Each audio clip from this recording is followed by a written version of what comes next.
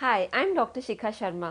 वैसे तो सर्दियों के मौसम में हम ड्राई फ्रूट्स खाते ही हैं, बट आज मैं आपको उस ड्राई फ्रूट के बारे में बताऊंगी जो कि नर्व्स के लिए, हमारे इंटेलिजेंस, मेमोरी, हमारी कॉग्निशन के लिए और साथ ही साथ हमारे डायबिटीज़ और हार्ट के लिए, तीनों के लिए बहुत ही अच्छा है।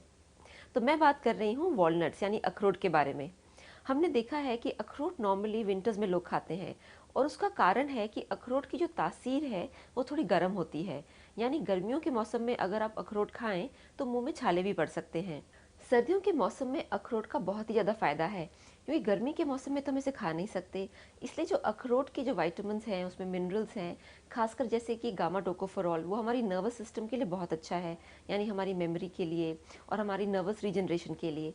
इसी तरीके से हार्ट के लिए अखरोट बहुत ही अच्छा है, क्योंकि हार्ट के जो पेशेंट हैं, अगर उनका एलडीएल बढ़ा हुआ हो या ट्राइग्लिसराइड बढ़ा हुआ हो या फिर प्लाग्स हों, डिपॉजिट्स हों, तो अगर हम अखरोट खाएं रेगुलरली, खासकर 3 महीने, तो हम देखेंगे कि तीनों कंडीशंस में इम्प्रूवमेंट है। यानी एलडीएल भी इम्प्रूव करता है, प्लाग्स भी इम्प्रूव करते हैं और ट्राइग्लिसराइड भी इम्प्रूव करता है। इसी तरीके से डायबिटिक पेशेंट्स अगर वो अखरोट खाएं तो वो देखेंगे कि जो उनका इंसुलिन का रिस्पॉन्स है, यानी कि नॉर्मली डायबिटिक पेशेंट्स में जब वो कुछ शुगरी खाते हैं या स्टार्ची खाते हैं तो उनका इंसुलिन अचानक से बढ़ जाता है। बट अगर वो अखरोट भी खाना शुरू करें तो वो देखेंगे कि जो सेंसिटिविटी है इंसुलिन की, वो ज़्यादा बेटर हो जाती है, इम्प्रूव होती है और डायबिटिक्स को भी अपने ब्लड शुगर में इम्प्रूवमेंट नज़र आती है।